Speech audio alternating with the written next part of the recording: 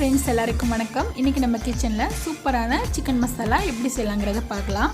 இது செய்கிறதுக்கு தேங்காய் எதுவுமே சேர்க்க தேவையில்ல. ரொம்ப ஈஸியாக இருக்கும், ரொம்ப ருசியாகவும் இருக்கும்.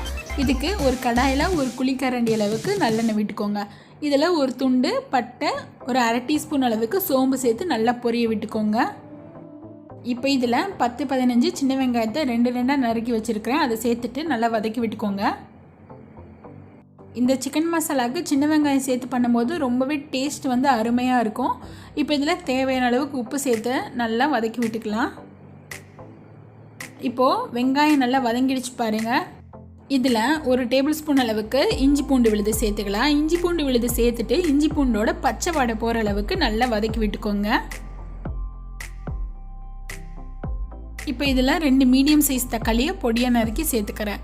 தக்காளி நல்லா நல்லா மசிஞ்சு வர அளவுக்கு நல்லா வதக்கி விட்டுக்கோங்க. நல்லா வதங்கிடுச்சு. இதில் மசாலா பொருள் சேர்த்துக்கலாம். நான் ஒரு 1/4 டீஸ்பூன் அளவுக்கு மஞ்சள்தூள் சேர்த்துக்கிறேன். கூடவே பார்த்திங்கன்னா 1 டேபிள் ஸ்பூன் அளவுக்கு மல்லித்தூள் சேர்த்துக்கலாம். காரத்துக்கு தகுந்த மாதிரி நான் 3/4 டேபிள் ஸ்பூன் அளவுக்கு மிளகாத்தூள் சேர்த்துக்கிறேன். நான் கடைசியாக மிளகுத்தூள் சேர்ப்பேன். கூடவே பார்த்திங்கன்னா ஒரு அரை டீஸ்பூன் அளவுக்கு கரம் மசாலா சேர்த்து இந்த மசாலாவோட பச்சை வாடை போகிற அளவுக்கு நல்லா வதக்கி விட்டுக்கோங்க. இப்போ இதில் 1/2 கிலோ சிக்கன் சேர்த்துக்கிறேன்.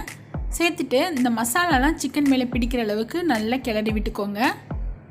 இன்றைக்கி இந்த கிரேவி செய்கிறதுக்கு நான் கொஞ்சம் கூட தண்ணி சேர்த்துக்க போகிறதில்ல. மூடி வச்சு ஒரு மீடியம் ஃப்ளேமில் ஒரு 10 நிமிஷம் வேக வச்சுட்டு பார்த்தீங்கன்னா அந்த சிக்கன்லேருந்து தண்ணி பிரிஞ்சு வரும் இல்லையா, அந்த தண்ணியே போதுமான அளவுக்கு இருக்கும். இப்போ இதை மறுபடியும் மூடி வச்சு ஒரு 10 நிமிஷம் நல்லா வேக விட்டுக்கோங்க. மீடியம் ஃப்ளேம்லேயே நல்லா வேக விட்டுக்கோங்க. இப்போ பாருங்கள், சிக்கன்லாம் சூப்பராக வெந்துடுச்சு. இதில் ஃபைனலாக நான் 1/2 டீஸ்பூன் அளவுக்கு மிளகுத்தூள் சேர்த்துக்கிறேன். நல்லா ஸ்பைஸியாக நல்லா டேஸ்டியாக இருக்கும் கடைசியாக சேர்க்கும்போது. கூடவே ஒரு கொத்து கருவேப்பிலை சேர்த்துட்டு லைட்டாக ஒரு கிளறி விட்டுக்கோங்க.